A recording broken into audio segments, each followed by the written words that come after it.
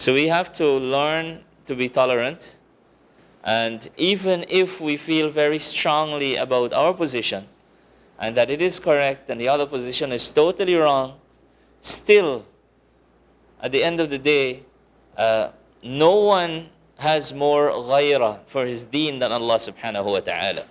No one, wants to safeguard his deen more than Allah subhanahu wa ta'ala.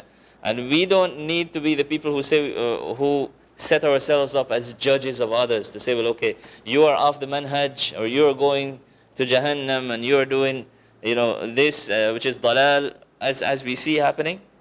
We don't need to do that.